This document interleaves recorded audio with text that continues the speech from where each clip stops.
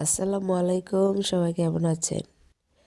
Video voice দেওয়ার আগে অনেক কিছু ভেবে নেই যে ভিডিও দিব, এই বলবো সেই বলবো। যখন ভিডিওর ভয়েস দেওয়া আসি তখন কোনো কিছুই মনে থাকে না, সব খেয়ে ফেলি।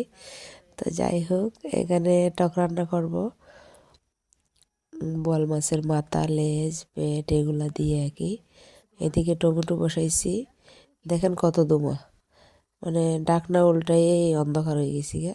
যাই হোক, এখানে ছোটো মাছ, বিভিন্ন জাতের ছোটো মাছ দিয়ে টক রান্না করতেছি।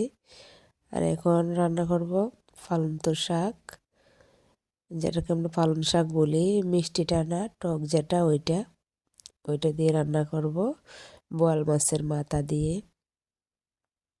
তো আপনারা সবাই আমার এই ভিডিওটা দেখবেন।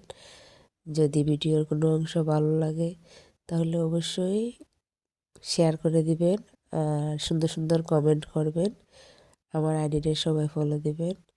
তো এখানে আমি ফালন্ত শাকটা দিয়ে দিলাম, দিয়ে এখানে আমি পরিমাণ মতো মশলা দিয়ে দিলাম, হলুদ গুঁড়ো, ধনে গুঁড়ো, মরিচ গুঁড়ো আর স্বাদ মতো লবণ।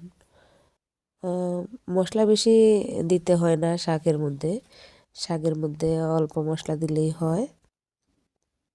তো যাই হোক, আমি আমার মতো করে রান্না করতেছি, মানে আমি যেভাবে রান্না জানি, যেভাবে পারি ওইভাবে করতেছি, ওইভাবে আপনাদেরকে দেখানোর চেষ্টা করতেছি।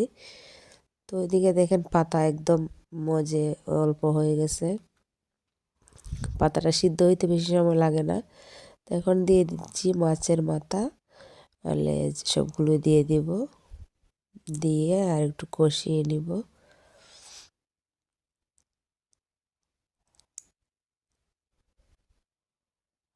মাছটা মনে হয় বেশি হয়ে গেছে, পাতা অল্প।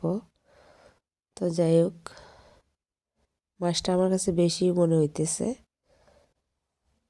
আর এক হাত দিয়ে ভিডিও করতেছি আর এক হাত দিয়ে নাড়তেছি, এই জন্য নাড়তে একটু সমস্যা হচ্ছে।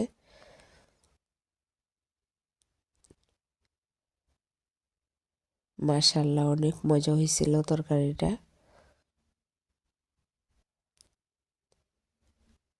আজকে বাজারে গেছিলাম, তো বিভিন্ন জাতের মাছ আনলাম আর আনাজ তরকারি কিছু আনলাম। অল্প পরিমাণ ঝোল দিয়ে দিলাম, বেশি ঝোল মানায় না। আর ধনে পাতা দিয়ে দিলাম, কাঁচামরিচ দিলাম, দিয়ে এখন ভালো করে নেড়ে ঢাকনা দিয়ে দিব।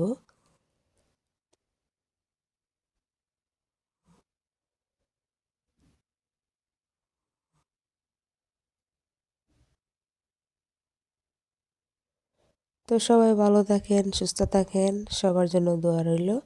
আসসালামু আলাইকুম।